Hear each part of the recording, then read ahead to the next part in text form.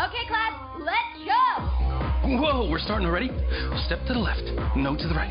Oh, now back. How are they lunging like that? Turn around? How did I let Jen convince me to come here? Wait, now do what? How are they doing that? You know what? I'm just going to pretend I know what I'm doing in this class and have fun. Fearless is being the only newbie in class.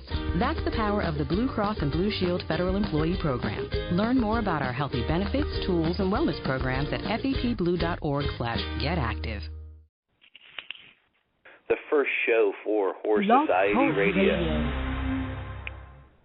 The funeral is about to begin, sir. The calling hours.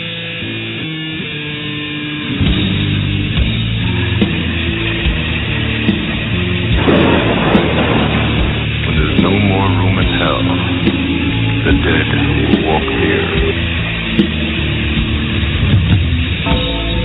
They will say that I have shed innocent blood. What's blood for, if not for shedding?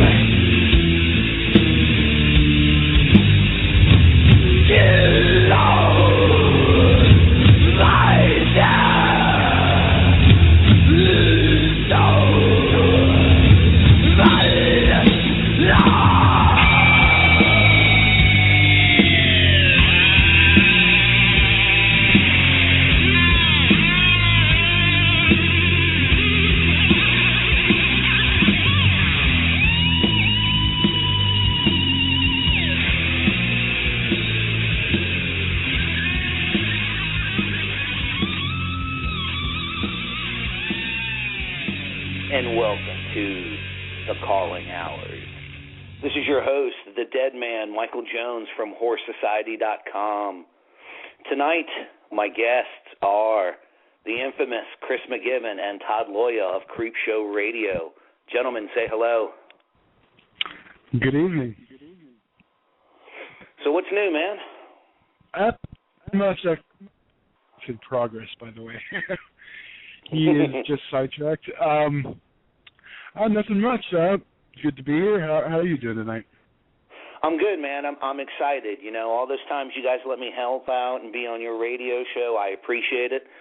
You know, I want you to know that there will be a good rapport between Creepshow and Horror Society, and I hope to have you guys on a lot more. Yes, I'm always willing.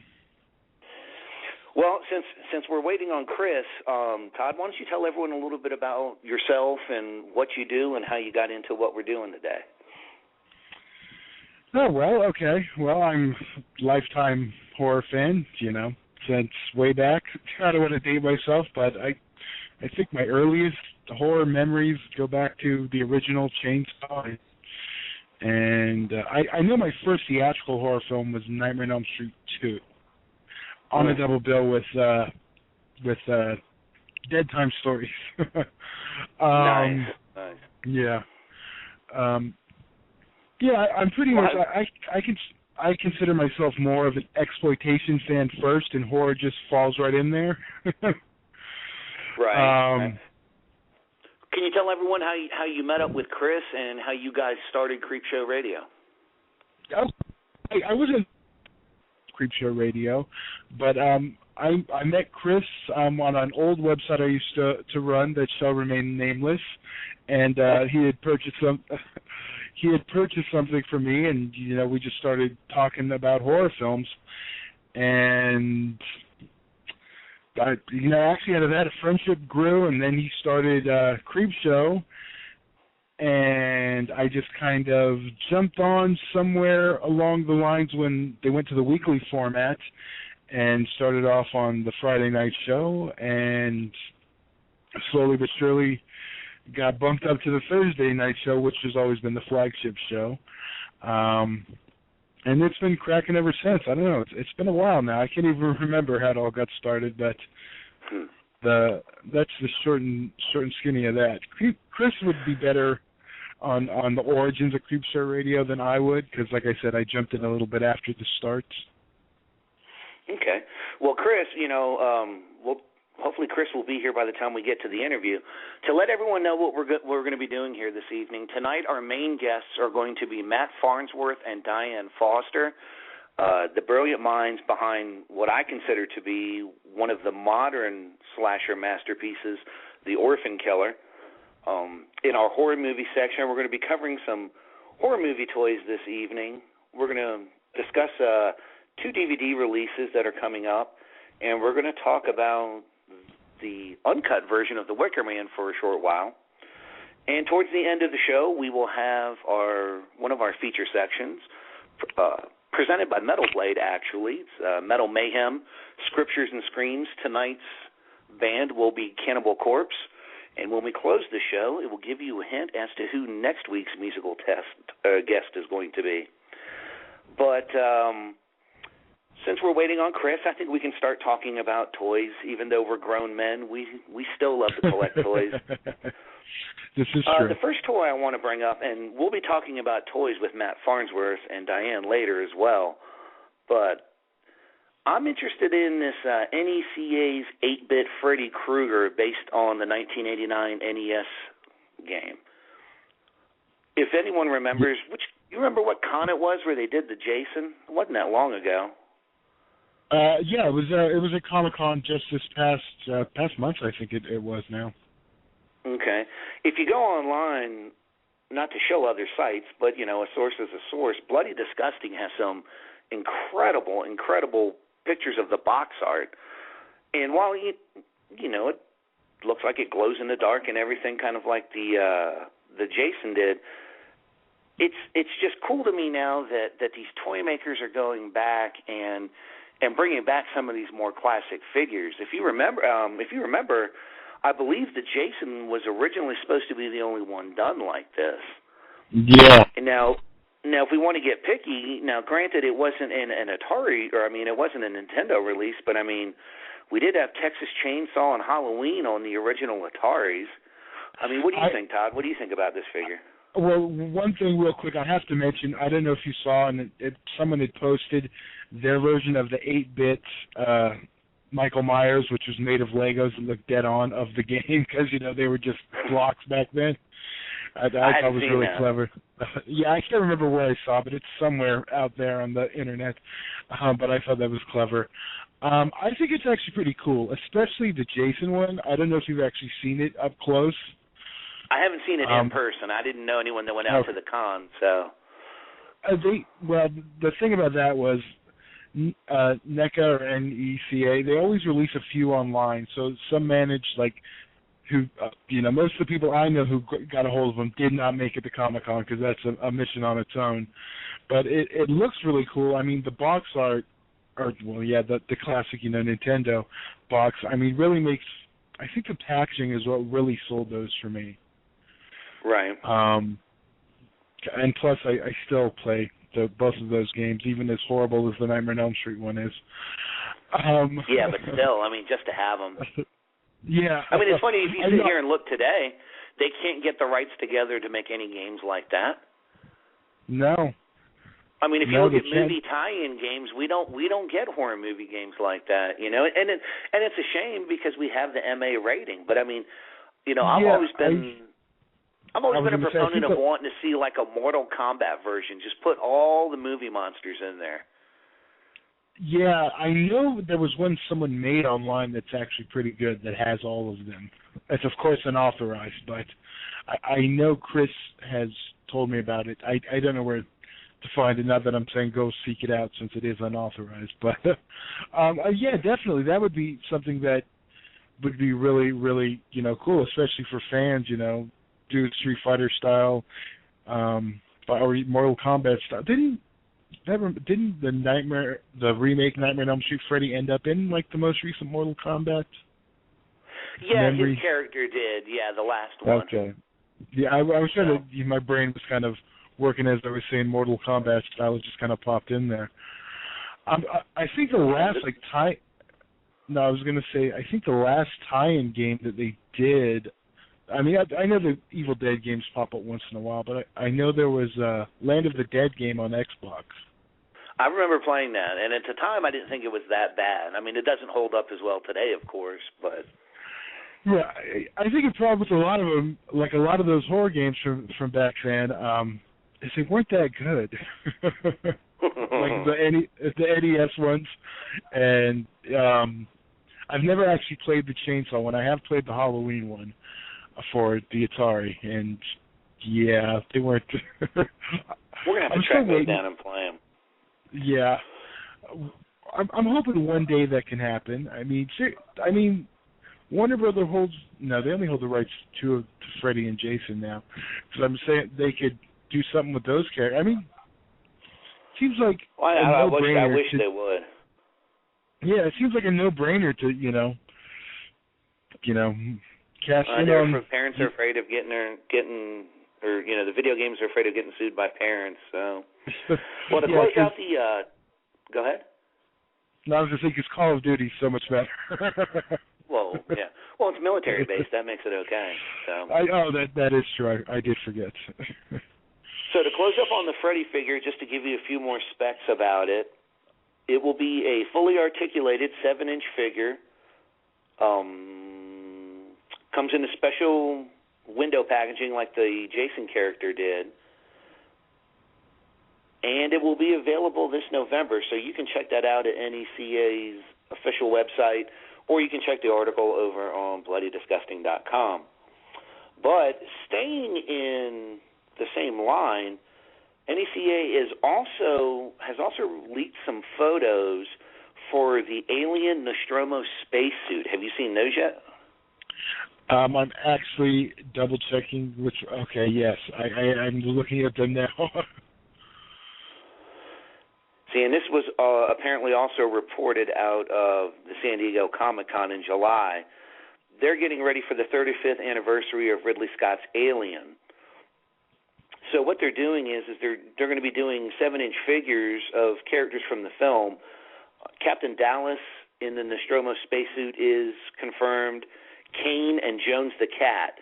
The cat will come packaged with another figure. As an interesting note, though, those of you looking for Sigourney Weaver as Ripley will not get that character. Sigourney Weaver will not sign over her likeness to be a part of the series, which is kind of sad. I've always thought having Sigourney Weaver in that little half shirt and her panties as she's getting ready for hypersleep would have been the ultimate character. So, I mean, what are your thoughts on how the sculpts looked, and what do you think about Sigourney not wanting to be a part of the series? That is actually, for something like that, it makes me hard to want to collect them without being able to get a Ripley figure.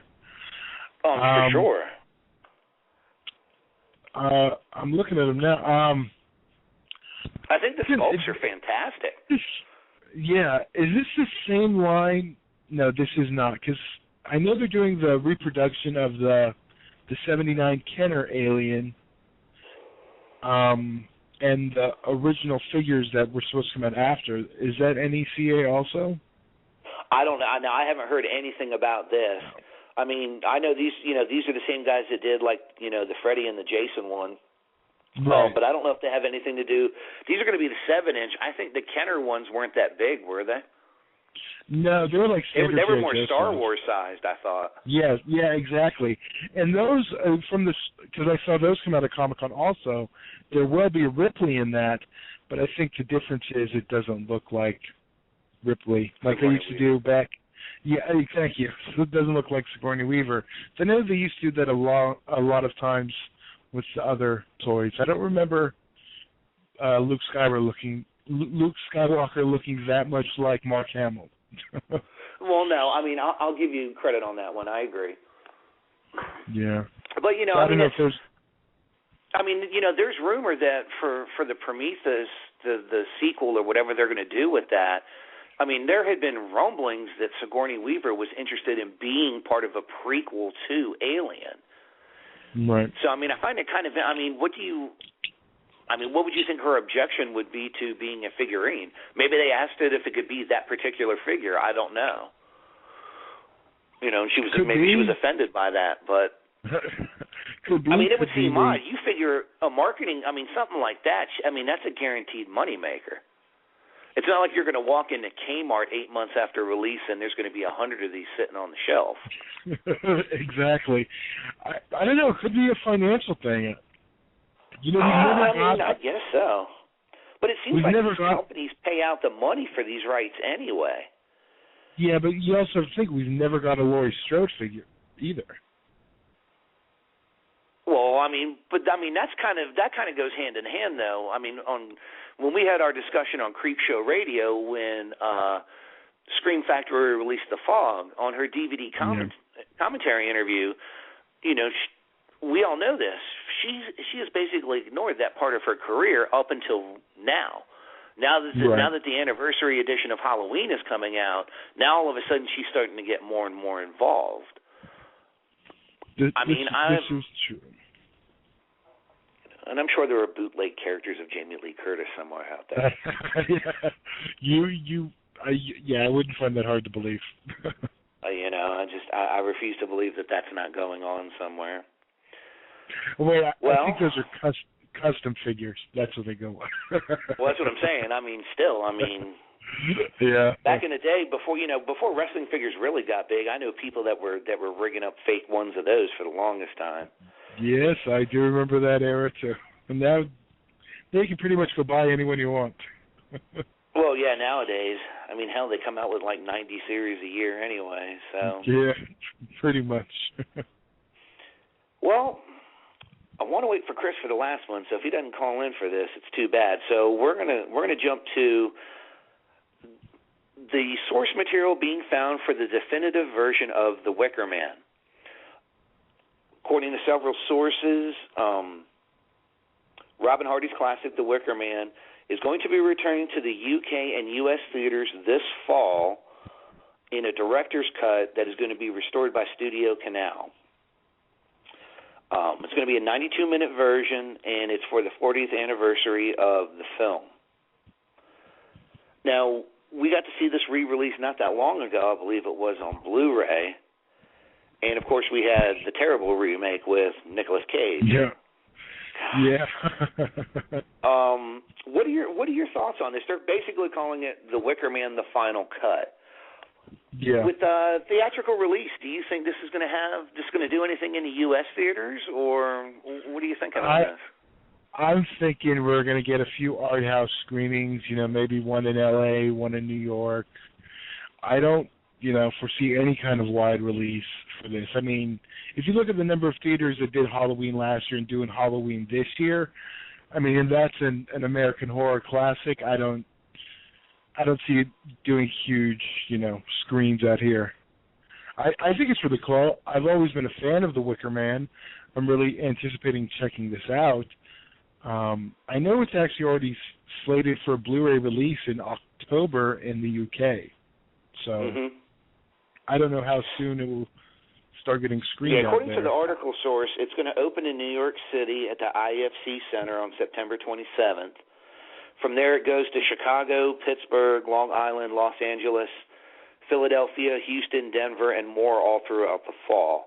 And you're right, the UK 40th anniversary Blu-ray is out on October the 13th.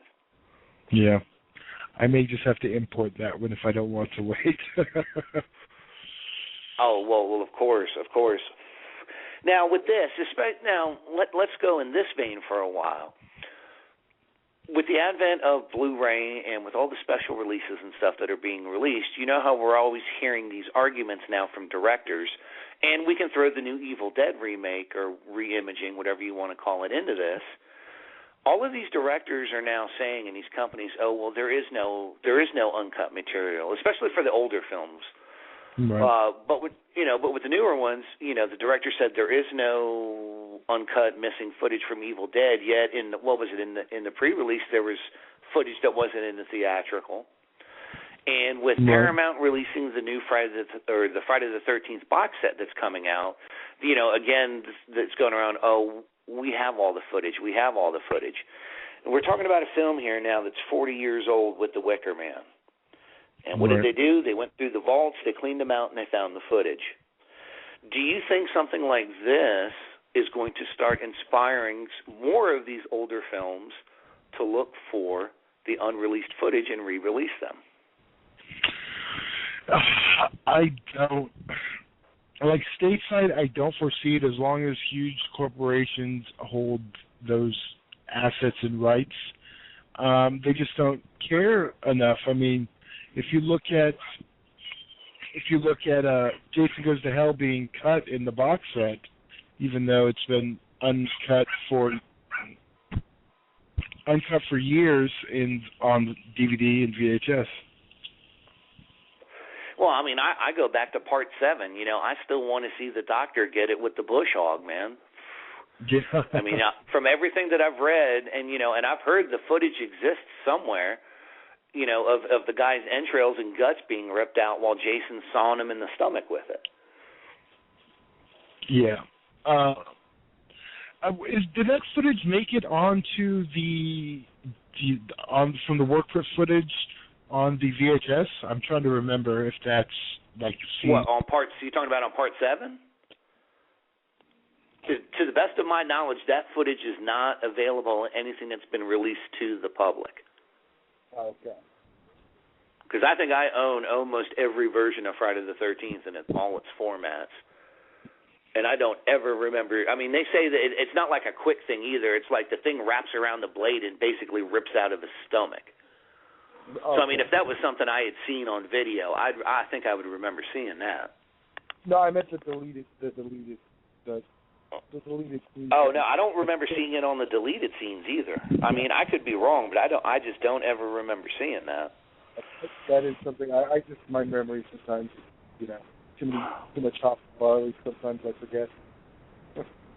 But Chris is here with us now, by the way. Yo. Oh, Chris, are you there? I am. Can you hear me okay?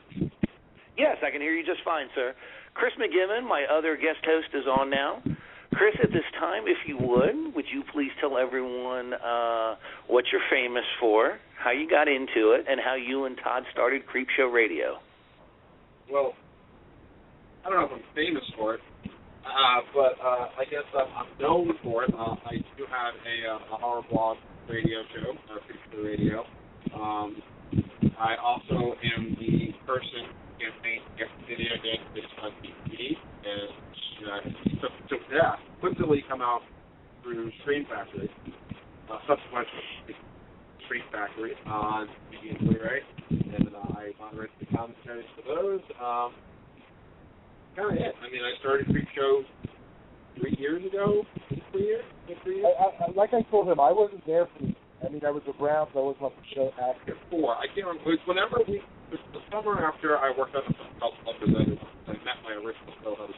I think that was in 2008. Yeah. You're breaking up, brother. Oh, can you hear me now? That's better. Better? All right, I'll stop moving. Yeah, I mean, I've been doing Creepshow Radio now for 3 to 4 years, and, originally it was just two guys who wanted to talk horror, and it's grown into a much bigger animal, and that's about it. I don't know what else I'm bad at selling. Well, just we'll catch you up to speed real quick, because I know you probably looked at the links I sent. Todd and I have discussed the NECA's 8-bit Freddy Krueger and the Alien Nostromo spacesuit toys. Okay. I was kind of wondering what your thoughts were on those. Well, I pre-ordered the Freddy figure already because I have the Jason one, so I figured I need to match and stuff. Well, of course. Yeah. I like the idea when I heard it. I had heard through a couple of folks that it had been brought up at Comic-Con that NECA wanted to do that the people wanted to see NECA do the Freddy 8-bit figure based game, and a lot of people said you kind of saw the light bulbs go off in their heads, like, oh, we really it kind of makes sense to do this. We should do this. So I'm glad that they did it. Like I said, I pre-ordered it. I had to have the massive set. I think it's going to be cool. I really hope, though, they don't go on the ideas of making other 8-bit horror. I already brought up the Lego one. Like Leatherface Halloween horror games. That's just not. It's that to me it's a little excessive. But I think it's a really cool idea. It's really unique too. It's a very unique figure, and I like the fact that they're limited figures. They're not being released in stores to come on the cool video game box. It just adds a little bit of extra to it and a little bit of a need to it. So can I throw out there? I'd like to see a third one from Cockney game. And the other bit was the alien figure. Yes, looks cool. I'm not a huge fan of Alien. I like them. I never loved them. They do. Well, one of the things that Todd and I talked about was, you know, they're doing the Captain Dallas in the spacesuit, they're doing Kane, and they're doing Jones the cat, and the cat will come with a figure. However, Sigourney Weaver will not sign her likeness over for a character in the series. What do you think about that? I'm not sure. Because we had discussed if you were going to do a figure of her, it should be the one of her in like the short T-shirt and her panties when she's getting ready to get in the sleep chamber. I mean, what guy wouldn't order that figure, right? This one. I'm indifferent, I guess. But maybe they can make it a variant. I don't know. I mean, people are so weird about that stuff. That's the movie that really kind of helped to launch her career and really get her into the spotlight. That's the franchise that she was a part of. I don't know. Some people are just weird about that shit, and it who knows the specifics of the situation? Maybe the money wasn't good, or maybe she felt like that the figure, it was pointless to kind of do them at this point. I don't know. It's all speculation until she kind of comes out and says something, which I highly doubt she will. Most people don't tend to explain why they refuse to sign a contract. Strange. Okay, and the last bit of news before we get to the last bit of new news, we were discussing The Wicker Man's return to the UK and US theaters this fall with the uncut version. Cool. So we were wondering what you thought about that as well. It's going to be a 92-minute version for celebrating the 40th anniversary. I think stuff and one of the things that what's that? I think stuff like that is fantastic. I think giving the public a version of the movie they love, or giving a version they love, in a form they're not used to seeing it or wanting to see it, and actually putting it back on the big screen is something I wouldn't mind seeing more than a handful of movies. I have to throw in one thing. As long as the original version of the film it still exists, I'm cool with whatever. It's always going to exist. No, well, there's other examples where they don't. Like what? Really? Star Wars series? They exist, they're just not out. Those versions were on DVD. Okay. They're not on Blu-ray. Okay. Were they not top three? The original version of The Exorcist. That's not top three either. The original DVD has that version. Okay. Yes, but they're not doing it anymore because it's gone. Well, they're not, but I'm saying it's not gone forever. It's not like it's not on a digital format. It's not like something like Curse of the Screaming Dead, where the film elements are gone. The only Okay, no, yeah, but you're doing a different argument. Okay, when the version and they're only doing one, like look at the Exorcist set, the last Exorcist, it doesn't have the original version. Yeah, it's got the altered version where his face morphs instead of jumps. Yeah. But that's the director's preferred version. But it's labeled as the original theatrical version. That's changing film history. Right, yeah, it's changing film history to make a jump that less obvious. That's not the only difference. There's quite a few. But I mean, but like I said, they still exist. It's just not on Blu-ray. They still exist in a format you can buy. You can't even argue you can't buy the original version. You can still buy it. Well, you heard of Amazon? Yeah. Different argument. How's it different? You can still buy them. Yeah. It'll be available. They're out of print, but they're not like they're $60 or $70. They're like $5. I mean, you can still get it if you really want. Okay, you can't even argue with me that George Lucas is trying to erase the. Of course he is, but I'm saying okay. But what I'm saying, as long as that doesn't happen, I don't think. No, he didn't, and he can't because Star Wars, the original cuts of Star Wars, came out on DVD. They might not be on Blu-ray yet, but I mean, now that Disney owns the right version, now that Disney owns the sequel rights, they might eventually pick up the rights to the originals and release them themselves. We don't know. I mean, nothing. I don't think anything's ever lost or gone if it's been out in some format before. Stuff like, to me, like stuff like London After Midnight, that's gone. Yeah. That's never we're never going to see that. But like something like the original, the actual version of The Exorcist. You're arguing a point of trying to get rid of people. Yeah. But I'm saying like you're saying like trying to get rid of stuff. But it's honestly, I'm thinking in terms of it's gone forever means it's lost or it's never going to come out again. I'd take the direct effect. And like, some exec at Warner Brothers sometime in the near future could say, you know what, let's slap the original theatrical version on a single disc Blu-ray, the actual like untouched version from the negative. Let's just do that. Instead, it gives the fans what they want. There hasn't been a huge demand for that kind of stuff. Some people knowing that William Friedkin kind of prefers the slightly smoother rendition of it with the extra bits added in. That's what they want to see. And I know a lot of people prefer the director's cut. I don't know. Could be interesting. Well, here we go. This is the one I was waiting for you to get on here for, Chris. Finally, Blue Underground has released details for Maniac Cop 2 and Maniac Cop 3 Blu-rays. Now, I don't know about any of y'all, but that series was just a guilty pleasure for me. I loved, that series. They're going to be arriving on Blu-ray DVD combo packs on November 19th. Maniac Cop 2 is going to feature a new 1080p 1.851 video presentation mastered from the 4K original camera negatives and is supervised by James Lemo, who was the director of photography. It's going to have DTS HD master audio, 7.1 surround track, and a bunch of extras. Maniac Cop 3 is going to be 1080p 2.351 video presentation, again from the 4K uncensored camera negative. That's going to have a 5.1 DTS HD surround track and extras. What are your thoughts on these, gentlemen? You can do it. Yeah, I do. Chris is not the huge Maniac Cop fan that I am. I am super excited. Finally, I mean, I was unaware that Part 3 was even shot by the way. I mean, every version, from the full VHS to the DVD that came out. Well, I mean, for me personally, I'm just glad they're coming out because for the longest time, like Maniac Cop 2 and Maniac Cop 3 were like the hardest things in the world to find on any format. Yeah. And if you're a completist like we pretty much are as collectors, I mean, you got to have them all. It's kind of like damn Pokemon for some reason. I hadn't figured that part out yet, but. Mm-hmm.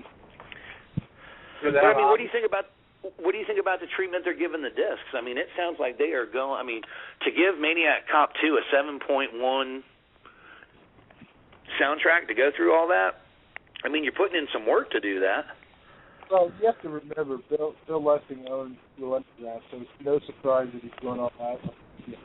Since he finally got the right to put his own films out. Right. I'm not surprised. I'm very thrilled to finally get those. Who else was going to get Uncle Sam Blu-ray? Okay, that one I can't even argue. While I enjoy Uncle Sam, it's definitely one no other company would have done that for. I'd actually like to see them get the rights to the first one back, or get the rights to the first one so they could have all three of the films.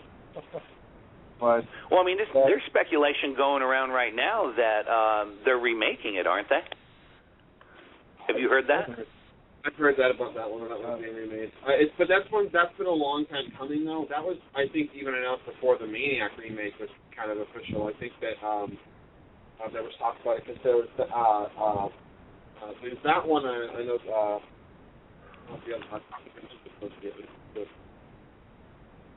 That I included. Okay, do you guys have any horror news that you would like to share before we start getting into a few other things? Only thing I have this that I saw today that might spark a little bit of a controversy, so to speak. Probably what I already mentioned. What was it that you mentioned? There's a help. Oh yeah, he's not already getting to it. I told him about it. Yeah, I'm like, go ahead, no, finish. I'm not going to finish it because you already said it. I mentioned past it. Okay, well, Jason, R-rated cut is speculated, not the unrated cut. As confirmed by someone on Blu-ray. Yeah, but Friday the 13th is the uncut version, which we did speculate on our show that we thought that didn't make any sense to be honest with this. I actually canceled my that was kind of like on the top. Everything about the set to be streamed so far, I'm not spending $90 on a so-so set. It really get 8 movies because at this point now I would just be buying it for the first 8. And considering that I know Warner Brothers is eventually going to do them all separately or as double features. See, that to me, I can't even say that because then where's the rest of our double feature then around? They just haven't happened yet. But you know what? That set was inexpensive. It wasn't that expensive. It was $50. This set's $90, and it's Haven't they already announced double features? In Canada got 3 and 4 and 5 and 6 as double features, which means we'll eventually get them. That's just. And even if we don't, there's mail. Yeah. Well, there's not more multilingual packaging. That's your. I'm still getting the set. I already have. He's gonna pre-order it and I live with him. So if I decide I really want it after I get it, then I can always get it. Well, ladies and gentlemen, in about 10 minutes, we should be joined by Matt Farnsworth and Diane Foster of the Orphan Killer. So we're going to take about a 5-music interlude here. Here is the first offering up from our Metal Mayhem from Century Media. Our artist this evening is Cannibal Corpse, and the first song by them this evening is going to be Evisceration Plague.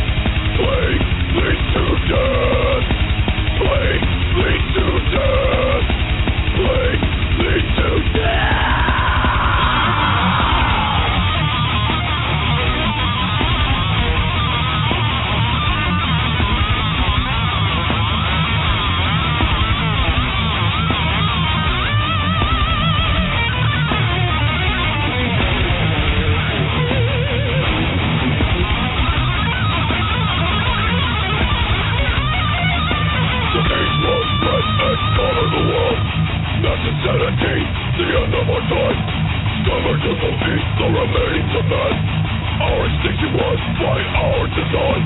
Think for your life, you won't escape the night. Your fate was sealed today. Disease is spread, you pray for death. Evisceration play. Driven to kill, this is not my will. I am compelled to slay. Invisible foe, take control. Evisceration play.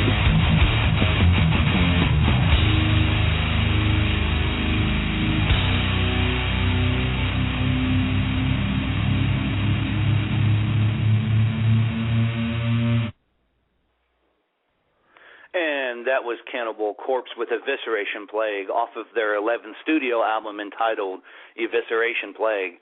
This is the Dedman from Horror Society online here with Chris MacGibbon and Todd Loya of Creepshow Radio. Gentlemen, we doing well? We are. Hopefully the music didn't kill you. Well, we're waiting for Matt and Diane to give us a call, and Matt and Diane are the producers. Diane is the lead actress. Matt is the director of a little film called The Orphan Killer. You know, with the advent of everything we've seen in slasher films, you know, we can go all the way back to Michael Myers and, you know, Leatherface from Texas Chainsaw Massacre, Jason, Freddy, and everyone on up. You know, it's kind of hard to believe the hype sometimes when someone tells you, oh, you know, this is a great horror movie. This is what slasher film should be, you know, everything like that. And I have to admit, I was pleasantly surprised with The Orphan Killer. The tone, the way the movie looked, the response that it's gotten, you know, online from fans and critics alike. What did you guys think of the film? Chris? I liked it. I thought it was interesting. It was definitely, it was not a typical low-budget slasher movie. It was definitely heavy on the gore, which I thought was good for anything. Yeah, you kind of need that element, but sometimes. Has there ever been a goreless slasher film made that actually worked? Halloween. Oh, yeah. They really, I was waiting to see. I don't jump to Halloween, though. I don't, because I you know, I don't want to get started. When I think slasher, I don't think Halloween. I don't know why. I never really put that one. Slasher to me is like Friday the 13th. That's the slasher. Like, there's no or burning. Or Friday the 13th, part 7. Yeah. There's the blood. Like, those are slasher. There's the bloodless one. But anyway, you know, I thought The Orphan Killer was very well made. And again, for a low budget feature, you know, I personal experience, it's hard to get, you know, we got dynamic together that really makes the movie work, and I think folks really pulled it off. Well, right now it looks like Matt and Diane have chimed in, so welcome to the calling hours. Is this Matt and Diane? Yes, it is. We are here. Hello, baby sister. How are you? Hi, I'm awesome. How are you guys? I'm good. Great. I'm awesome. so glad that you guys have decided to come on to the show. Well, yeah, I mean, man, we're happy to be here. What's going on, man? How are you? Good, man. How are you? It's, you know, I've been looking forward to this ever since I started talking to you guys back in April. And we were just talking about it, you know, to me, you know, it's so hard, especially in the genre that we love. We hear so much about the next great slasher and, you know, a classic and this and that, you know, and I have to admit over the years I've been very disappointed. It's hard to hold up to a Michael or a Leatherface or a Jason or a Freddy, but I have to tell you, I really feel that Marcus from The Orphan Killer, I think this is our next franchise, man. I mean, are you surprised how well the film has been responded by the fans and by media alike? Yeah, I would say it's been it's out of control. It's not even something that on a daily basis I can even really manage. It's amazing. Dude, you've seen it go down. It's outstanding, you know, and I can't say enough how much, like, I'm just like, Diane's like grabbing my phone and like putting it down because like the Twitter feed is just going buzz, buzz, buzz, buzz, buzz, buzz, buzz, buzz. It's like vibrating. People are like message like every, few seconds. So it's really fun, and it is a big deal. It became a bigger deal than I guess I probably could have imagined, right, Diane? When you say, I mean, I can vouch for the Twitter thing. Over the last week when I started promoting the show, you have so many fans that have literally just melted my Twitter account. It is unreal. Today alone, I mean, there must have been, I lost track. I know it's over 350 tweets by your fans and you guys alone just about tonight. Yeah, That's so awesome. That's the TOK family, bro. That's what happens. They're a part of the family now. So we're really fortunate. We got these great people out there that found us, and we found them, and we connected with them, and we have like a relationship where we hang out with our fans. And we listen to every message that comes in. We read everything. And we respond, and so that is reciprocated in kindness, and then they love what we do, they love the film, and they help to promote, Well, I mean, it's just amazing. And properly introduce you to my co-hosts. Of course, I have Chris MacGibbon and Todd Loya. They are the people that run Creep Show Radio. Chris, in particular, was responsible for getting the video Dead released on Blu-ray through Scream Shout Factory. Oh, okay, very cool. Well, nice to meet you. Hey, guys. Hello. Hey. You there? How you doing? We're here. We're waiting in the wings. Okay, guys, cool. All right. I also At wanted any time, guys, feel free Twitter, to jump in with questions. just major shout out to those brothers and sisters because they really show the cruel love to us, and they get the message out there about the orphan killer. So we really, really appreciate everything they do. And Facebook, too. Got lots of brothers and sisters on there, so we really appreciate it. The social media, I think, aspect of it, and we'll probably get into this, has made it, horror icon and a big one. And that's something that is largely overlooked by a lot of, major productions. But today, that's where it was. That's where it is the icon of the download generation, and that's what we're living in right now. Well, since you went ahead and brought up the social media, I'll go ahead and jump into that end of it first. And then, like I said, if Chris, if you and Todd have questions, man, just jump in. Don't be shy. But with the social media aspect, I know, when I had interviewed you guys earlier, we had talked about distribution, going to a bigger company or did Lionsgate or anybody ever approach you? And you guys decided to go with the self-release approach and, taking the movie to festivals and to horror film conventions and things like that. Looking back on all of that now, with the advent of social media and how you promoted it and how many people showed up, do you feel like the movie was received better by how you promoted it as opposed to how a studio would have promoted it? That's a good question. Obviously I can only assume, but my assumptions are that yes, it is better that I released it the way I did. Had I gone with Lionsgate early on, or Anchor Bay, both of which offered, by the way, I don't think that there's always a chance that with this great movie, this great piece of time and energy that you've put into this baby that you've created, this monster, that they're going to take that and have lack of care for that and put it up on a shelf. And all of a sudden, all this hard work you've done and all these people that have cared for this project, are just sort of put up on a shelf and all of that hard work is set aside. And that can happen. I'm not saying that would have happened. It may have never been put out. It may have never. There's no guarantee. You sign a contract and, there's no guarantee in that. And there's not even a guarantee of, financial reward or that they are going to market the film properly or that they're not going to cut out the parts that I like and then release it, I didn't go deep into negotiation because I always knew that those were always going to be factors. They were going to be sticking points, and I was going to, hold all my cards. And I don't know. I just decided not to do it. And I'm glad I did. The festivals came to me. That's what was so odd about the whole process. The whole thing kind of worked in reverse. We the Orphan Killer started a Facebook account. He was killing people, and he started putting pictures up of it, and then after he did that, people responded. They went crazy, seeing still frames from the film, and then we said, we better release it. We better do some kind of release because people want to see this film now. And that was at about, 11,000, I would say? Like 11,000 fans. And so we did a little release on Facebook. We put it out there. We did a little Blu-ray, like a 2,000-piece run and 2,000 DVDs, and immediately they were gone. And then piracy started.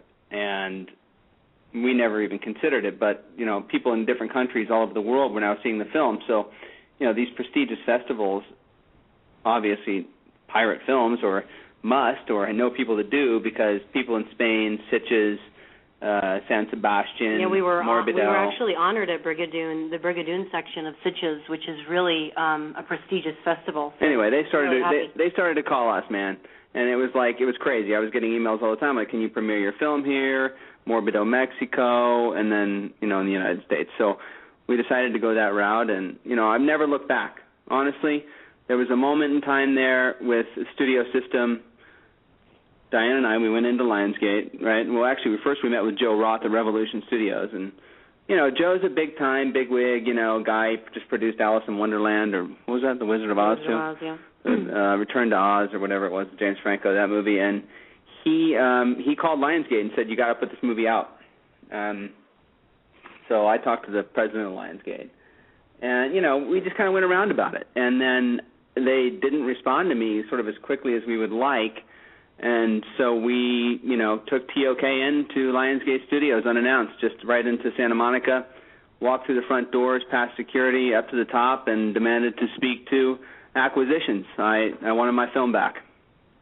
I wanted it in my hands. I think they were having a conference during that table. Everybody, all the ladies in the conference table sort of threw their books down and were like, oh my gosh. They covered their faces at the... What is this bloody crazy monster doing in here? It was fantastic. They were there to kill them all. They had a couch there, and Marcus just paced around the conference table, and then I laid down on the couch. They called security, and finally, who was the guy that came out?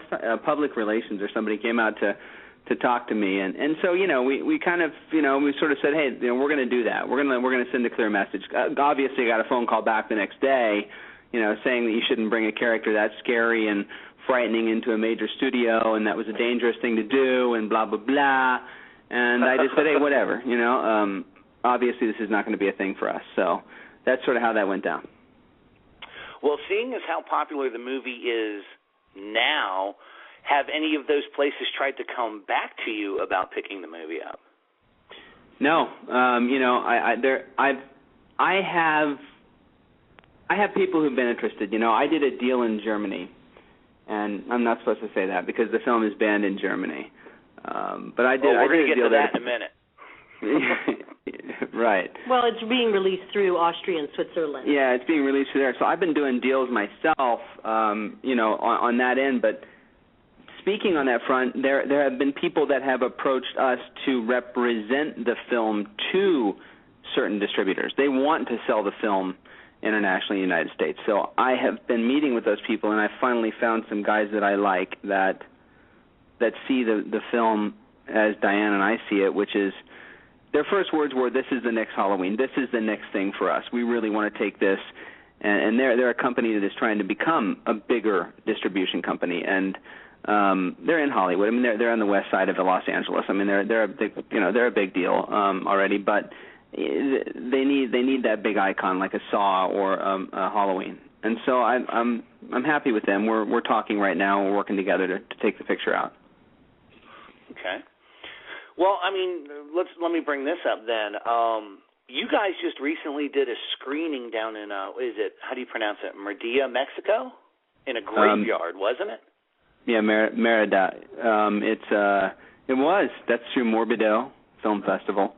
And Morbido is a really cool festival in Mexico. It takes place in, I think, 4 different states in Mexico. And Merida is the main, I think Mexico City and Merida are the main places it takes place. But they screen it in a graveyard. They expected about 150 people to show up, and I think like 800 people flowed into the screening. It was over capacity, and it was crazy. Well, I mean, I have some more questions. Chris, Todd, do you guys want to jump in here? Well, I have one kind of, in relations to the release scene is how the Blu-ray sold out so incredibly fast. Are there any talks of another printing of the Blu-ray? Yeah, actually, I was just today. I'm talking about doing a special edition this time. Just doing like a steelbook with a nice packet inside that has, a 10-page photo spread with, an interview, and then also the soundtrack, new artwork, and a new menu with a few special features and things like that. Yeah, I'm one who missed out on the Blu-ray, and I'm looking forward to being able to finally pick it up.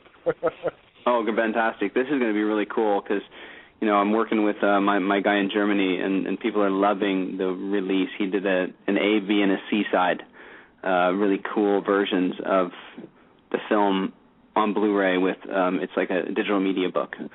And it opens up, and there's actually an interview attached to the, inside of it. It looks like a book, and you open it up, and it's really awesome looking. And now this is going to be a steel book, like the case where you open up the steel book, and inside of it has all of the goodies. Yeah, and A and B already sold out there in Germany. Yeah, he hasn't even released side C yet. It's sold out, pre-sold out, both A and B. So he'll probably sell out C, and then together we're working together to come up with this steel book and it's going to be like an ultimate collector's edition style TOK. This will be a really awesome piece. Well, before we start getting into more of the... I'm sorry, if you had something else, go ahead, Todd. I'm not trying to cut you off. Or Chris. I was going to ask him. That'll be exclusively on the website also? Yeah, it'll be on theorphankillerstore.com. There's a few DVDs left there. We made more of those, and those are really actually great quality, and they come with a soundtrack. But the Orphan Killer Store is where you can get it, theorphankillerstore.com, and then you can always check out theorphankiller.com or Facebook. We're posting stuff there. We've got so much merch going up. Like over the next week, we're going to have 30 different shirts and skateboard, iPhone covers, all kinds of stuff. Well, since you brought up merchandise, let's go ahead and get into merchandise for a minute. For one, I think it was a brilliant idea for you guys to incorporate the soundtrack as a disc, in the DVD set. Can you tell us a little bit about how you got involved with Bullet Tooth to get the bands that you got, and what made you decide to include the DVD as part of the set instead of selling it on the side? Because most studios, and again, I know you're not a studio, but most studios would have gone the double dip way and charged you $19.99 for the DVD and then $19.99 for the CD. What kind of led to those choices? Well, Diane, actually, she knows about how we actually made the connection to get to Bullet Tooth. I'll let her tell you about that. I just have a really good family friend who watched the film originally before we, were ready to sort of put music in, and he knew the guy at Bullet Tooth, who's a Jersey guy, and he watched the film and, loved it and wanted to get these bands in it. So we decided, okay, these are the bands that we love. We want to put the music in, and you want to take it from there? He sent me, samples. He was like, check out First Blood, Appliance, check out, Deception of a Ghost, check out all these bands that are awesome, Walls of Jericho, and I was blown away because really I hadn't listened to these bands, before that, and I was fucking like, oh my God, these bands are out of control. Like First Blood, it just speaks TOK's language perfectly. It amps the energy in the film. And the violence. It triggers. I think it triggers the violence. I like the hardcore metal in it. Some people give me. I occasionally get a little bit of flack. It's either hate or love, I think, on that one. But most people that are into the horror genre and into this kind of hardcore slasher thing, they really think it's cool, contemporary, and a step in the right direction.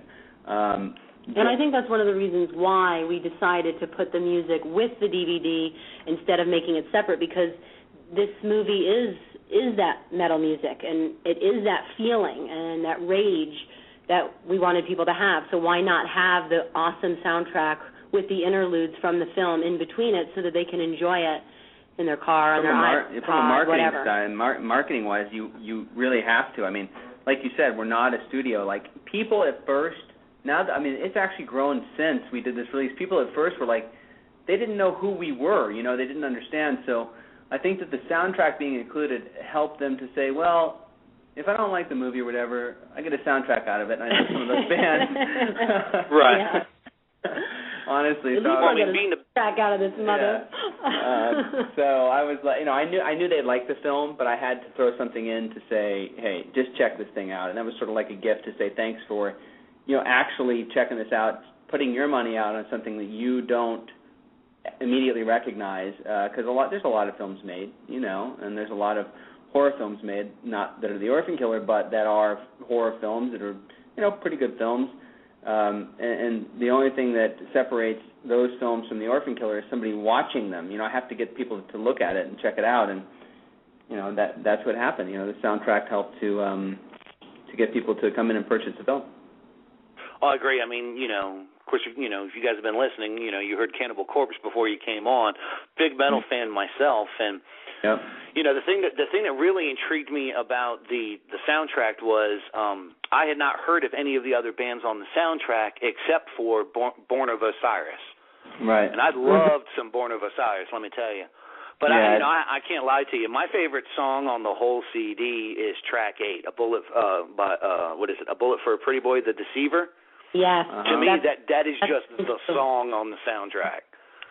I like that. I like A New Revolution. I like Head Against the Wall. Yes, that's a good. I mean, there's not a bad song on the soundtrack, and that's not kissing ass. I mean, I just think it's great metal. It is. It's a nice combination. Yeah, we're really happy to have them a part of it. Really pleased and flattered and honored that they wanted to all do it. I was happy because I was like, anything I sort of wanted to do with that, I built in those interludes in the soundtrack where you hear Marcus talking and stuff, which I always thought was kind of fun, Yeah, I mean, it reminds me a lot of a gore metal band called Mortician. That's what they did. Was they put a lot of horror tracks before their songs as well. Yeah, it's but fun. Oh yeah, I mean it helps set the tone for the whole thing. Right. But sticking with merchandise now, of course, I've seen the T-shirts. You guys have magazines, posters, all of this cool stuff. 2 items in particular that I find really intriguing and want you guys to talk about. First, tell us about the Marcus Miller mask, and is it going to be in stores for Halloween? Well, yes. Right now it's in Morris Costume Shops, and I believe it's going to be making its. I'm sure it's going to be making its way into Spirit, Halloween Town, Hot Topic. It's supposed to be in shortly too. All for Halloween. Is that Hot Topic? Are those Hot Topics everywhere, or just in your area? That's a question that I'm still trying to get answered.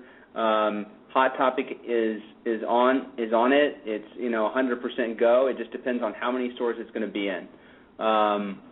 Now, if you really want to get your hands on them and you're like, I want to make sure that I have one, just go to the Orphan Killer store, get it there, theorphankillerstore.com, and buy it there, because we're autographing the inside of some of those too and sending them out, and I just know you're going to get it there, because I think they're going to sell out in the stores really fast. They're going to be just gone, I agree. I mean, I think they're high-quality masks. Of course, I have one, and I have it sitting on my dresser staring at people when it comes in. I mean, it's pretty sweet. Awesome. Yeah, it should be dropping like in Spirit and Halloween Town and Hot Topic mid-September, I think, is when they get their Halloween masks in and they start selling them. End of August, it's supposed to be shipped there, and now, beginning of September, they pop up the shops for like Halloween Town, Spirit. You know how they do that. They pop up the shops, so it should be in some of those. Like I said, I can't guarantee how many.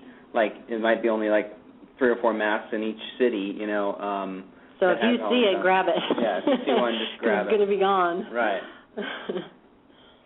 Well, now the other piece that I find extremely interesting, and I think it looks incredible. I still need to order mine. Tell us about the figure from Freakland Shop. Oh yeah, Freakland. Those guys are great. That thing is amazing looking. I know. I have one. Diane and I, we have over the next few years, we have some studio time. We're going to be doing some photo shoots and stuff with the figure. It's hot. It's hot. In Spain, they really know how to put together a nice looking, figure, nice pieces. They do busts. They've got some awesome stuff at Freakland. They got like a George A. Romero bust. They got like Critters, the original little Critters. Very, very, very talented artists. And this guy is mean looking. This TOK, we love this guy. He's super, super cool, and I don't know, just bloody as hell. I don't even know how they did it. Well, yeah, it's nice. It's about, it's at least 12 inches, maybe taller, and they did a really nice thing where at the base, you can take it off the base. It's got like the holes in the bottom of the foot where you can actually snap it back onto the base, and the base is like this kind of gross like linoleum floor with like blood on it. So you can take him off if you want him off that floor, and put him little places, and then put him back on if you want. However you want to play with him, you can play with him. However you want to play with TOK, you can. It's fun, and you're right. It is a cool piece. They sent it to me. Those guys are real. I don't think there's any concern about ordering from them and receiving the product. I think it'll take them a couple of weeks to get it to you because they're kind of like made sort of on demand. They've got the mold, then they make them, they paint it, and they send it to you, and it's all hand done. And they sent me, I think, 200 little mini posters that Diane and I autographed and mailed back to them that come in the box with the figure. Nice. Very, very nice. Now, excuse me, since we have the Marcus figure, I mean, and it seems like the popularity in toys are like the dioramas, what are the chances of us getting a baby sister figure? Yeah, right, that's the next... Ooh la la. Yeah. I think that one might sell out quicker than the Marcus ones. You're getting into sequel territory now, dude. No doubt. Yeah, I you know what? I'm going to demand a baby sister doll. Well, like to me, the ultimate set piece is that if you were going to do a diorama from the Orphan Killer, I would either have the one where Marcus has the priest tied to the chair before he cuts his arm off, or I would have the one where it's baby sister and Marcus, and she's tied up by the barbed wire with the crown of thorns on her head, with him standing over her. Yeah, to me, those were the two scenes that jumped out at me. I was like, if I was going to do a diorama, that would be it. That's awesome. That'd be a great scene. You should get on it, Dedman. I don't have the marketing rights for you guys, I mean, I can throw the ideas out. Todd, Chris, please jump in. Well, speaking of that, though, actually baby sister dolls and baby sister stuff, I mean, there's so many great artists, too, that I'd love to mention that we've met through social media, like Master Chuck Kunkel, who's done some really incredible TOK art. We have Toby Bagley, who's Anthrax on Twitter. She's done really cool stuff. Oh, my gosh, all kinds of people. Art DeBarro. Who else, Matt? There's just, like, tons and tons of people. There's a lot of people making art and stuff. But Freakland did a great job with that. And, Trick or Treat Studios did a good job, I believe, with the mask and creating, something that's really representative of the Orphan Killer and also is comfortable. It feels good when you put it on. And, you really, I like to put it on and just wear it and just, it breathes well and you feel like you're the Orphan Killer when you put it on. You're seeing through those eyes. And that's really what's key is that when you look in the mirror and you got that mask on, that you feel that you're going to scare people, and you do scare people when you put that thing on. It is, it's not like Michael Myers or Jason or one of those masks where when you put it on, people instantly there's instant recognition there. Like it's been, right. It's like everybody knows who that is. It's wonderful. It's wonderful, but it's older and it's been done, and people understand. They know what it is. When you see that Orphan Killer mask coming at you and you don't know what it is exactly, or what, you're just like, this is really scaring me right now because I don't know what this is. And so there's that allure to it, that first initial scare that's still there for people, and I think that's why it's going to be really big this Halloween. Oh, I think so too. I mean, I think it's an amazing piece. Like I said, with the the masks, the CDs, all of that. Of course, since you said the dreaded S word, we'll talk sequels in a second. I want to make sure that Todd and Chris don't have any questions since they're being awful quiet. Todd, Chris? Are you alive? Did Marcus get you? Yeah, Marcus might have got him. I heard you survived. You barely made it, though. What happened there? Oh, yeah, man. Yeah, we're gonna put some pictures up. Yeah. It was kind of cool being the first guy to interview Marcus like that, but man, he's got a bad attitude. Yeah. I guess I shouldn't have taunted him that bad, but I've warned him, and I know Marcus is listening. Hey, Marcus, you can't kill what's already dead. You better hope that Father and Baby Sister finish you off if there's a sequel, because if not, I will come find you. Yeah, you heard it here first on the calling hours, ladies and gentlemen. Come on back, Marcus. We can do this a second time. I'm ready for it this time. Hey, Todd, Chris, you guys come on, guys, ask him something. You covered everything, dude. Like, okay, well, here, I got one. I know this will get your guys' dander up then. I know you'll want to jump in at the end of this one. All right, let's give them something to talk about, guys. Let's talk about the censorship thing. Are you still surprised that in today's day and age you still have companies and countries that are trying to ban the film or don't want to release the film? What are your thoughts on that?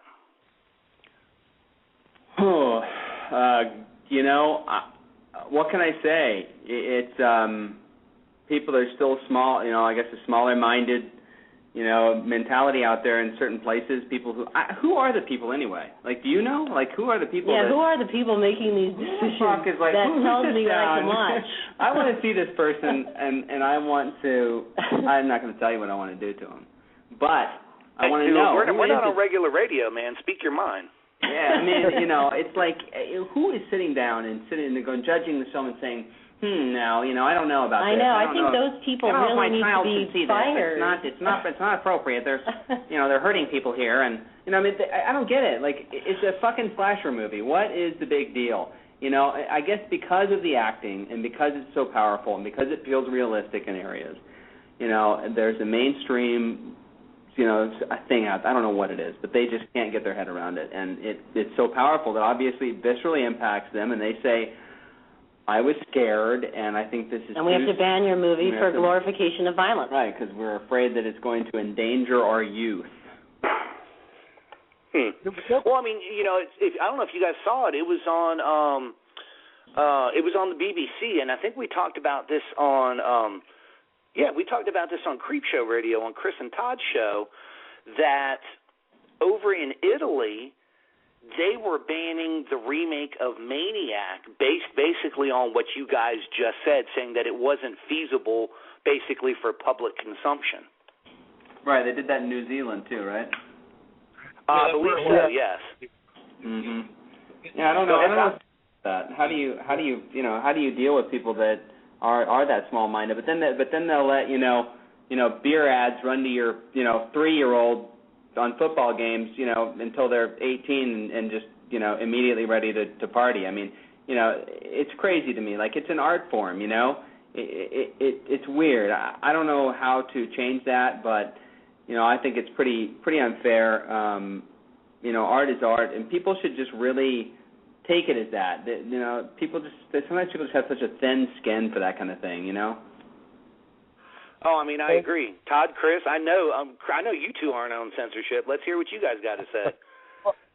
And in this day and age, to censor a movie or ban it outright in any territory makes so little sense. I mean, that basically encourages piracy in that territory, because they're already hearing about it on Facebook. They want to see it. They want to see it uncut, and they can't legally get it in their area, so, Yeah, absolutely. We just had this conversation with a fan on Facebook because they love the movie. They pirated the film. They told us that, and they're like, is there another pirate I can get it from, because I got to get it off my computer because my parents won't let me watch it, so I got to go download it from an illegal site and then get off of it and then try and get it on another illegal site. It's crazy. It's in Germany. The kid messaged me, actually, and he said I have to go in and download it. It's the easiest way is for me. The site that is pirating my movie, okay, giving it to people for free, decided it was too violent and took it down. This kid messaged me to tell me that and said, is there anywhere else I can watch it for free? Because my parents won't let me see it, and so it's easier for me to download it, watch it, and delete the history on my computer so they can't see that I've seen it. It's sad that it's like that in places. Isn't that sad? Now, there's 3.5 million illegal downloads of The Orphan Killer at this stage. Well, in one way, I did hear from the filmmaker, you've never truly made it in the movie industry until your movie's been pirated. True. Yeah, I think you're talking about like piracy being a good thing, and I've never been against like people wanting to preview the film and say go and buy it, especially in this market, because we know that like horror fans are just awesome. I mean, if they like something, they stand behind it. They usually go out and they buy it, even if they pirated the film. You know, they do pick it up and they want that Blu-ray, they want that special edition, they want special features, they want to know about it and they're interested in it. They want the mask and things of that nature. So we're lucky enough that we're definitely still a group who enjoys our packaged media. Yeah. Yes. Yeah, exactly. And merchandise. And I mean, and for us, the illegal download obviously got the word out about our film. So we don't look at it as a bad thing, you know. Well, it's not totally negative, although I do think that there are a lot of people out there that couldn't get a hold of this movie right when it was initially put out because they didn't know to go to the Orphan Killer store. They didn't quite trust it or whatever, you know, and so they did go and pirate it. And, you know, unfortunately, a lot of those people don't come back sometimes and buy. But now that it's on iTunes, it's flourishing, it's doing really well, and, you know, people know about the movie, so we're pretty happy. Yeah, I wanted to, I didn't want to implement the piracy was a good thing because, you know, in a lot of ways it's not. But, you know, for what I talked to a filmmaker years ago who basically said, like, you know, when your movie is important enough for somebody to feel the need to upload it somewhere to share it with the world and other people start doing it too, that's when you know you've made it as a filmmaker because everybody's trying to get the movie. Hell yeah. Yeah, we totally agree. There's so much content out there now that really we feel like, hey, if that many people wanted to see our film, we're really pleased because they give a shit about it. You know? Exactly. Well, and like I said, you know, it's like you guys said, there are so many claims to this is the next great horror movie, this is the next this, and this is the next that. You know, I think part of what makes The Orphan Killer that is the fact that you guys didn't cave into media pressure. You didn't cave into a studio. You brought us a unique character with a unique twist. You know, we cared about what happened to Baby Sister by the end of the movie. You know, you managed to hit on a lot of those things that a lot of modern horror films seem to forget. Mm-hmm. They have a lot of hands in the pot when they're making those studios, you know, and there's a lot of influence from people who probably shouldn't have influence, you know what I'm saying? Like people with, you know, deeper pockets that sometimes are not as creative, and I think that, you know, not that people with deep pockets are not creative, some are, but, you know, there's a lot of hands there going into the making of a picture. I know when I was talking to different companies and stuff, big companies, they were all saying, you know, so-and-so's got to be in the edit room. And, you know, this is a guy who's just in acquisitions. I mean, he acquires films. You know, he doesn't edit them or anything, but here he is going into the edit suite to give his, you know, 2 cents. And I just think that that's probably, you know... That's no longer art, really. I mean, you're losing... Like, I like to keep it unique. That's why I did a lot of jobs in the movie. You know, I knew that... The problem I had at each point, you know, there's a Peter principle where you go, look, have I gone too far? Have I done too many jobs on this movie? And the fact is that I really couldn't find anybody more qualified than myself to do the editing, the shooting, the writing, the producing, the Foley. I mean, like everything on the film. Like as much, like let's put it this way, maybe not even as talented, but maybe just the passion that I had for it, I think, made me really work hard on it. And I was taught to edit by Robert Brown, who cut Lethal Weapon. He cut The Lost Boys. He cut the original Amityville. He cut big movies, and he taught me how to edit. So, you know, who am I going to hire? You know, who am I going to go out there and try to find and pay a small fee to for this independent film that's going to really do it a whole lot of justice? The fact is I just had to sit down and do it myself. And I'm really happy that I did, and I'd like to keep it that way because it keeps it uniform, it keeps it unique, it keeps it one kind of pure vision. And Diane and I really know what we want to see. We know what the fans want to see, and we're thinking of them first when we make these films. Nice. Well, I mean, going along with that now, with everything that we've seen with The Orphan Killer, you know, for those of us that have seen it, know how it ends. You know, obviously we've said the word sequel. Are there plans for a sequel? I mean, what are we looking at now with Marcus? Is he just going to stay in hiding for a while? I recommend it. I run into it. I don't know, brother. I think he's coming out of hiding, and I think he's going to be more vicious than ever before. In fact, I think he's going to have a partner in part of that viciousness. So Actually, I'll say this now. Marcus Miller, the Orphan Killer, and myself and Diane are going to be the cover of Scream Magazine UK this Halloween. Very nice. And that magazine will be talking about the sequel. It's going to be giving some new concepts that we're coming up with and how it's going to all lay out. I've written a majority of that, and we plan on going into production on that either early winter or late winter. Reason being is time of year is key for this. It's a dead, bleak look. It is just pre-snow, when everything is just dead. There's nothing there. It's just no signs of life. Sort of feel to the atmosphere. And so that's obviously either early winter, talking New Jersey, or late winter after things are, starting to, thaw out. So that's when we're looking at doing it. And, in this one, baby sister is, you know what she is. She's got a little something in the bloodline. I mean, she was an orphan. She is a Miller. And, I think that she just needs one more lesson. And I think that lesson needs to be taught through even more vulgar and more unimaginable pain. And I think that that's going to happen. And I think that baby sister's going to come out of it not looking like baby sister. I think she'll still be salacious, but I think that she's going to be a very different person. Interesting. Very, very interesting. Okay, my last question, and then Todd and Chris, you better come up with last questions because I feel bad that you're sitting. Go ahead. You want me to jump mine in now? Go for it, man.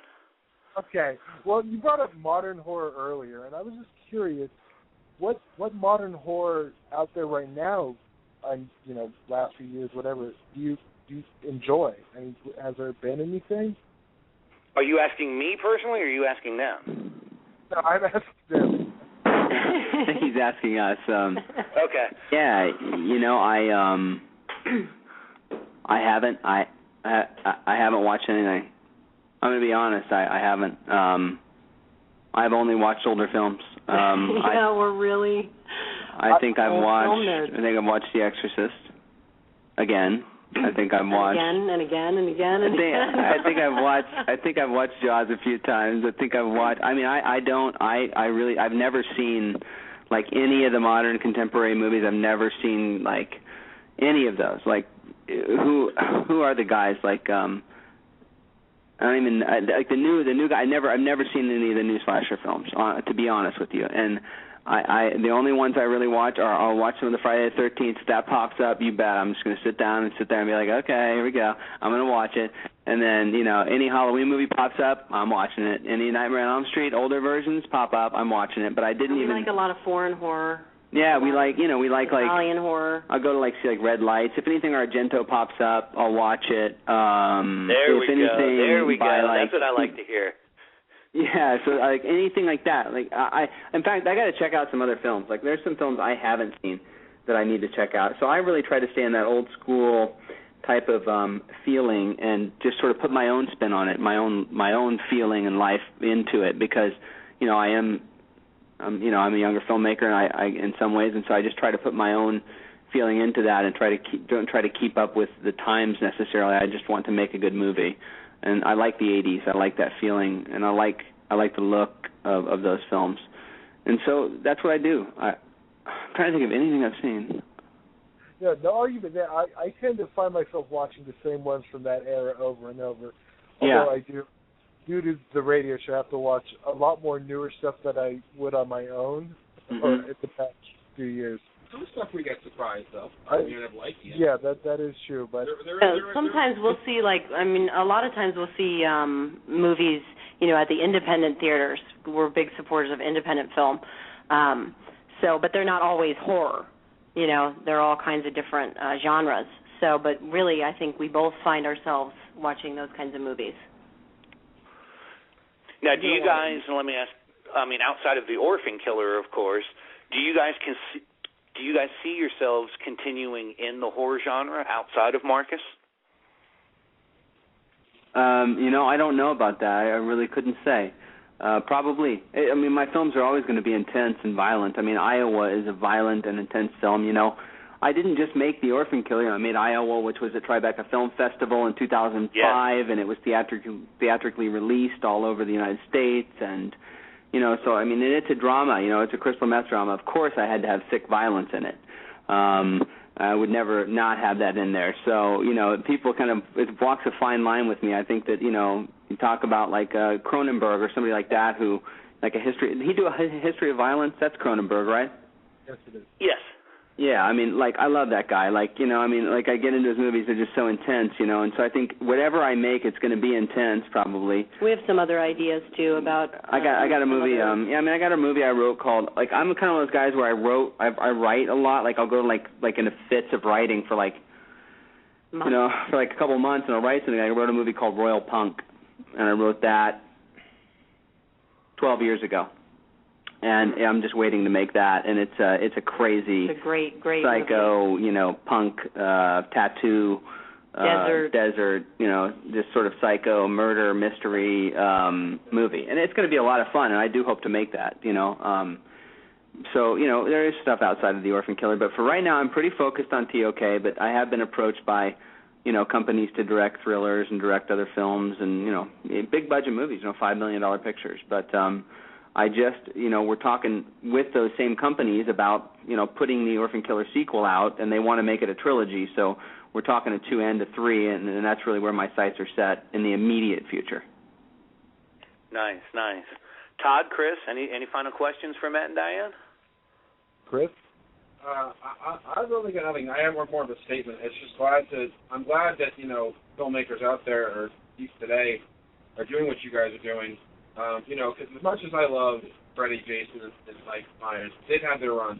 We need some new blood coming through and bringing forth the horror again. Because they're great to go back and revisit, but let's be real here. The last movies that they were in weren't exactly well received by fans, so that's a big place to go.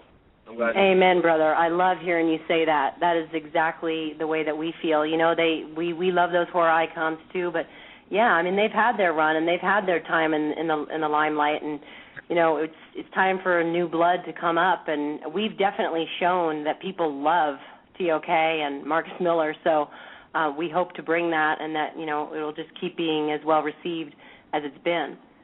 Yeah, I really appreciate that. I wish that more people out there would have an ego like yours that just was willing to say, I love those things, but there is something new. Because I do get attacked a lot, Yeah, no doubt.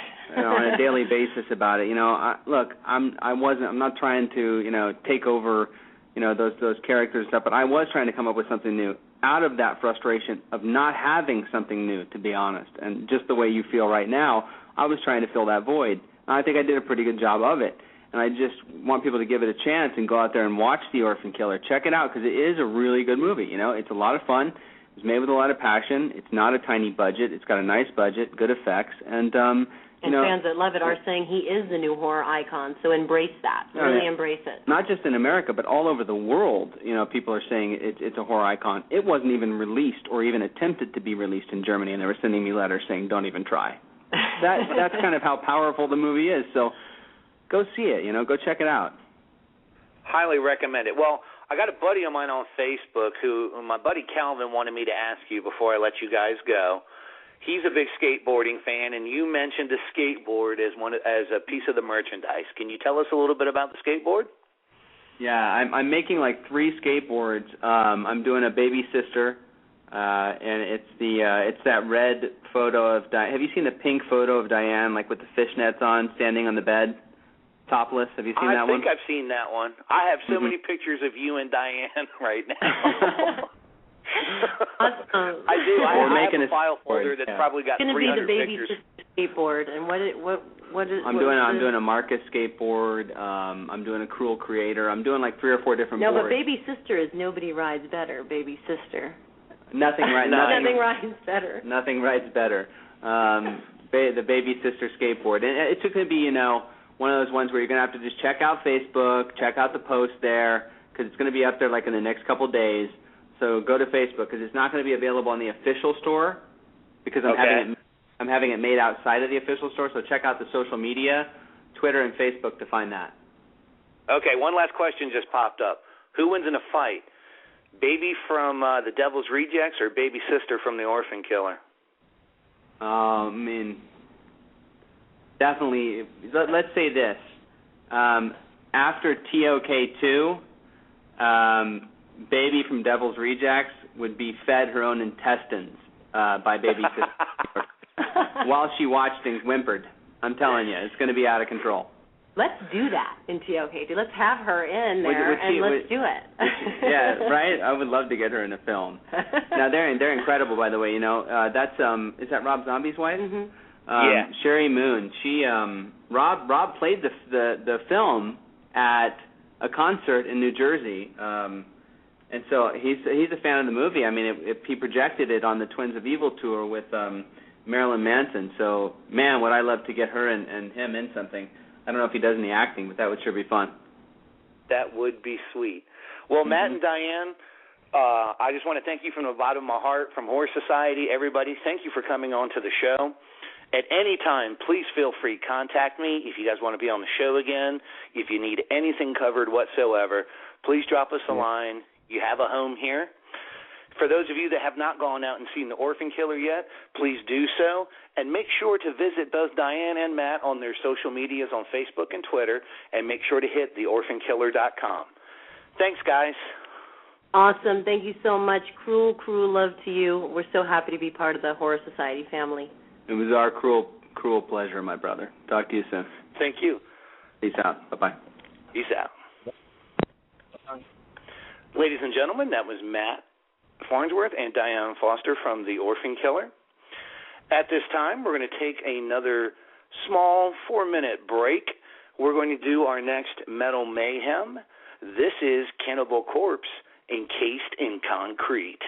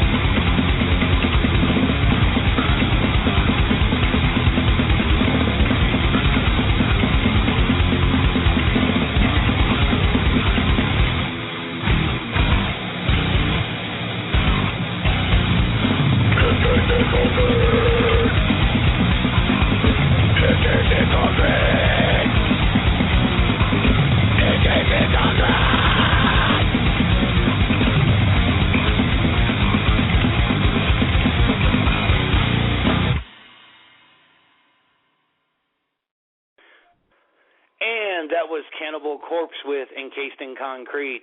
In case what some of you are wondering why we're listening to Ragin' Death Metal, I think I should let you all know that Metal Blade Records is one of the sponsors of the show, and they're kind enough to allow us to use their music. So being a big death metal fan that I am, I chose Cannibal Corpse to be the first band in the spotlight.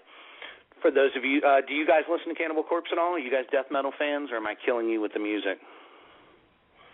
It's not my genre of music, but it's not bad. Well, just to throw it out there, for those of you who don't know, Cannibal Corpse is an American death metal band. They formed in Buffalo, New York in 1988.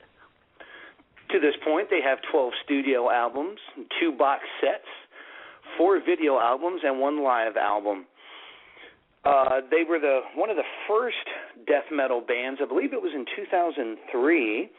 They were the first death metal band, I believe, to sell 1 million total album copies. So to those of you that say death metal and black metal are nothing but crap, you're wrong. So, to get past that, and there will be a little bit more metal mayhem as we close the show. But this evening we have one last item that we need to go over.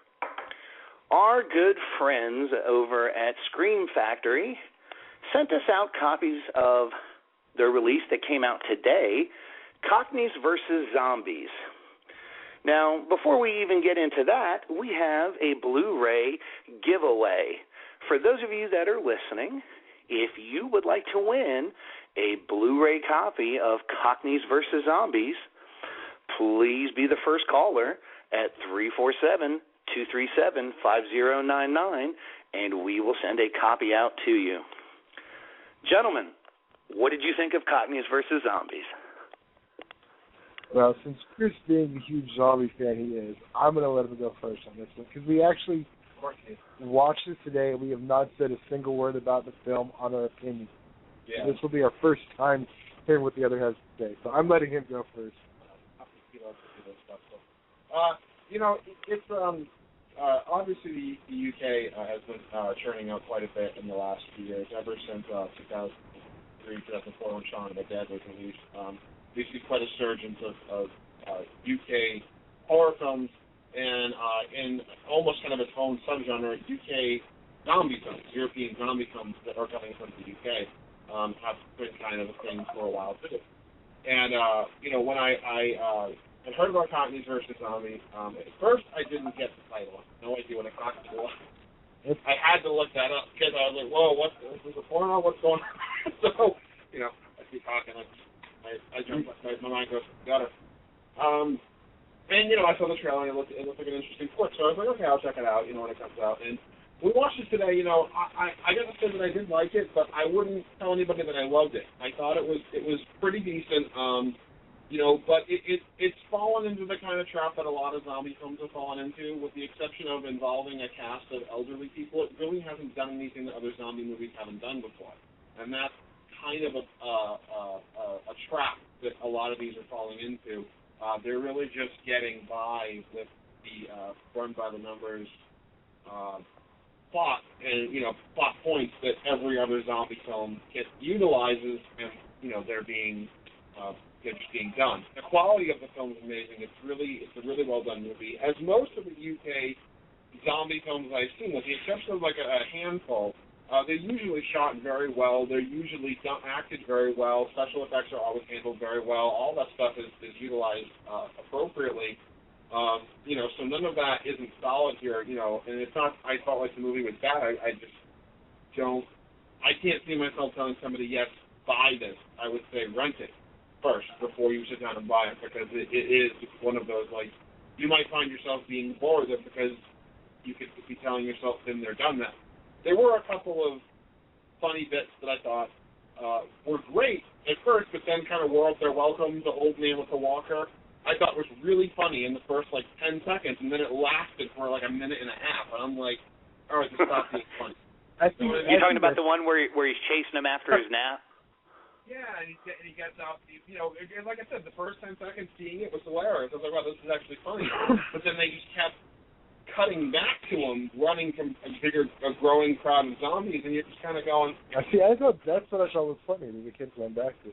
No, I didn't. I thought it was funny, like showing it, but then going back to it, I thought was just overkill. Pardon the pun. Yeah. All right. So, what did you think of the movie, Todd? Well, I think I liked it a little bit better than Chris, because I found myself laughing out loud quite a few times throughout, and like Chris already covered, it was really well made, like most, UK zombie flicks. I mean, my only thing is, I think, for an American audience, the slang and the accents are a little bit thicker than most. Yeah, it's like watching Train Spotting. Yeah, which doesn't bother me, but I know that might be one thing that distracts, most, the average American film watching audience. I thought it was really good. I really enjoyed it, and it's something I could see myself revisiting, 6 months down the line, but not something I would be like, I want to watch it, next week. All right, now, I thought the movie was pretty good. I think the obvious comparison is it gets compared to Shaun of the Dead. Now, let me ask you guys this. Other than it being a zombie movie and there being comedic elements, because I feel like Shaun of the Dead was more of a comedy, do you feel like the movie may be getting an unfair comparison to Shaun of the Dead? Or if you even liked Shaun of the Dead? Oh, well, Shaun of the Dead is, I flip-flop between that and Return of the Living Dead as my all-time favorite horror comedy. Just I'm going to cut you off for 1 second. I believe we have a DVD winner. Hold on. Hello, caller. You're on the calling hours with the Dedman, Chris, and Todd. Hey, how's it going? It's going good, man. How are you? I'm doing pretty good. This movie sounds pretty sweet. I thought it was pretty good. Can you tell us your name? Yeah, my name's Mike. Hi, Mike. Well, I tell you what you do. If you send me an email at slitofthewristfx@yahoo.com. Sorry. What's that? You said slit or split? Slit, S-L-I-T. Okay. Slit of the wrist. Sorry. FX@yahoo.com. Mm-hmm. If you send me your mailing address, I will have your Blu-ray copy of Cockneys and Zombies sent out to you. No way.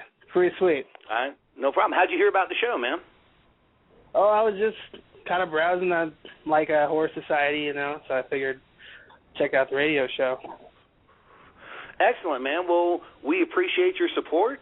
Listen to us every week, Tuesday at the same time, and visit us at Horror Society, man. Thank you for listening. I will. Thanks a lot. All right, man. Okay, Tom, go ahead. It's great to have a winner on the first show. Yeah. The comparison to Shaun. Yeah, comparison to Shaun of the Dead. I wonder if that's the American critics and stuff, because other than like what you said about they're zombies, there's a little bit of comedy, and they have British accents, I don't think they're not in this. They're different films. Yeah, they're not in the same ballpark, though. Yeah. I was going to say. I agree. I definitely feel like they're different films. What did you think about in terms of? Now, one of the things that I noticed in being an effects artist, it's always going to be a pet peeve, but I did notice a fair amount of digital work in Zombies versus Cockneys. What were your thoughts on that? You mean Cockneys versus Zombies, right? Yeah. Sorry. Close enough. Changing the titles around. It's interchangeable. I noticed it early on, and I just kind of let it go on this one for some reason. Normally it drives me insane, but it wasn't like horrible. It was just noticeable, and I don't know if it's just because I'm so used to noticing it. So I don't know how obvious it is to the average. But I mean, we're not talking sci-fi bad, not at all. No. But I mean, it's no Sharknado. Yeah, available on Blu-ray today also. Yeah. Well, let me ask you this though. When it comes to the movie, what did you guys think of the cast, though? I mean, you're talking about you had Honor Blackman, who was in Goldfinger. You had Alan Ford from Lock, Stock, and Two Smoking Barrels. You know, I mean, it definitely had an interesting cast. And, you know, I thought it was kind of cool to have. We've never really seen a zombie attack from that perspective, though. I don't ever remember really seeing a group of senior citizens trapped in a home trying to escape. Well, like I said, that was one of the things I thought was unique about it, but that was only... but if you make... Here's where it's like, I understand what you're saying, but I mean, I think that makes it unique enough. Because how much of the movie has to be unique for it? That's like watching a vampire movie. They try to kill him with stakes and use holy water and all that shit. It's too predictable. How much new ground is there left to cover in zombie movies? There isn't, but I just want... But, you know, if I was going to go into this movie, I mean, I've read nothing but rave reviews about it. A lot of people have spoken very highly of it, said it is the next Shaun of the Dead. It is one of the best horror comedies out here. And it does a lot of things that they've never seen before. There was really nothing that substantial aside from that one thing that I felt like was really unique about it. And yes, it's a big thing, but is it big enough? I mean, are some people going to be like, oh yeah, old people versus zombies, that's what I've always wanted to see in a zombie movie. I think you just thought of a new zombie movie. Old people versus zombies. Well, I said, when the chick from the, a chick that was a Bond girl, you know, I don't know how old she is at this point. She's got to be in her later 70s, I'm guessing. But, you know, especially in the behind the scenes, it was funny. It was fun to watch the other actors talking about, here's this 70, 75-year-old woman out there shooting guns with the rest of the young bucks. You know, and the lead actress, Michelle Ryan, you know, she even makes that comment. You know, she goes, you know, she was a Bond girl. I think she knows what she's doing with a gun. And, you know, to watch her sit there and shoot it and see the reaction on her face afterwards, I mean, it may sound funny to say, but it was almost kind of heartwarming, you know, to see something like that. I mean, like I said, I'm not saying it's a bad movie at all. I mean, well made. The British have a tendency to deliver on making well-made movies, well-acted, and well-scripted. I mean, there wasn't a lot of the movie I was scratching my head going, now why in the world would they do that? There were a few, like there was the instance of one of the characters being bitten, and you know, everybody just kind of trotting around like it's not a big deal. And basically, I think I missed something. He walks off with like two other people, and nobody thinks twice about it. And I'm like, why would you know? And they even say to him, you know, when you get bitten, you're going to turn into a zombie. Why would you let that guy stay in the locked warehouse where you're trying to keep the zombies out? There were those. Oh, valid point. You know, but on the same token, I felt like they did something really cool by earlier in the story referencing the fact that he had a metal plate in his head. You just sort of gave away a spoiler. I was trying not to. Oh, sorry. Now we're going to know, aren't we? Anyone that listens to my show, anyone that knows me and listens to my shows knows they're spoilers. All right. Well, my fault. Okay, so I get that, but at the same time, even more of a reason to try and take care of him while he's still alive. I mean, that's why I'd be like, okay, he's got a metal plate in his head. We might not have time, or I might have the capability of dealing with this when it happens. We have to take care of it now while he's still conscious and still able to let us do this, you know, and basically kill him off. I mean, I don't know. I mean, like I said, I didn't think it was bad. I just, you know, I watch a lot of zombie films. And Chris can be a little bit overcritical when it comes to zombie films. Because I see so many. Nothing wrong with that. I see so many of them. I watch a lot of them, and it does get to a point where you're like sitting there going, okay, so they're doing this again. I think Chris can safely say he watches all of them. I pretty much do. I think Chris and I are pretty much in the same boat. How about this then, Chris? If you look at what's come out recently through the genre of the zombie film that's been in theaters, how do you think this film would have held up in theaters versus what we have been seeing released? Well, honestly, I don't know. I don't think it would have held up well because the humor, for me, didn't really work as well as I wanted it to. And I think that's a big selling point because it looks like it's being marketed as a comedy, a horror comedy, and I think, you know, I think people would have walked in expecting a Shaun of the Dead more than what they got, more of a serious note, I guess. And as far as stuff that's been going to theaters, the last major zombie film was World War Z, and I mean, that made... And that's an action movie. Well, I mean, I was drawing more comparisons to something like, I was drawing a comparison to something more like Warm Bodies or something. In comparison to what, I'm sorry? That movie they did called Warm Bodies, where the boy's a zombie and he falls in love with the girl and he starts to turn human again. Well, that was out in theaters. This can go back to what Todd said. That was unique, and I really liked that. They did something kind of different with that, and I thought that was kind of cool. Now, granted, we've seen zombie love stories before, but not in the fashion that this presented it in. It's not so much. Sure, I'll give you that. You know, and I thought it was a really just kind of creative and funny story. Like, it was a movie I had to watch twice to get more of the jokes, because I think a few of them you might miss the first time, or you might not really get. And there were a couple things I was like, you know, I wouldn't give the zombies the key to a Ferrari or, you know, a sports car and trust that he would be able to drive a straight line, you know, like they do in the movie. Right. You know, I thought that was a lot of fun, and I don't know if this would have held up next to that movie, because let's be honest here, that movie attracted the Twilight crowd. I mean, they aimed for that crowd. You know, they wanted to get those people in the theaters because they wanted, you know, those dollars. I mean, that movie was, you know, the filmmakers were saying it's nothing like Twilight, but the studio is saying it's exactly like Twilight. Here's our poster that, you know, shows these two holding hands and looking into each other's eyes. And I'm like, there were a lot of people that didn't see it because they thought it's Twilight with zombies. They didn't want to see it. And I had to keep telling them it's really not anything like that.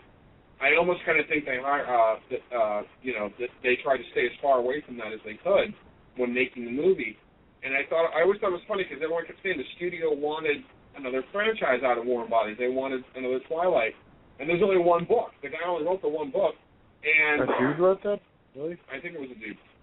And the girl they hired to play the lead looks just like Kristen Stewart. And a lot of people think that was intentional. Yeah, but she had expressions. She did, but if you look at her... there were some still of her next to her. There were some points in the movie where you have to look twice and go, wait a minute, is that her stunt double? Like, you don't have to, like, you know, but and obviously this actress has done other stuff, and forgive me for that. I can't remember her name, too, but I think she's the more attractive. I think she's more attractive. I think obviously she's a better actress. I don't know how this would have done in theaters. I mean, zombies are kind of a hit or miss thing right now. You either get a really big hit or you get a really big miss when it comes to movies. What's something else cool? I mean, other than the two you mentioned, I can't really think of anything off the top of my head. In the last few years, really nothing. I mean, World War Z and Warm Bodies were kind of where it's at. A lot of the stuff was coming out the Blu-ray. And I mean, in comparison, if you want to compare Cockneys versus zombies to something like, say, Zombie Massacre or Eaters or anything else in the last even just the last year, it's miles better than those. Quality itself is better. We just watched Zombie Massacre recently. And a lot I haven't seen that one yet.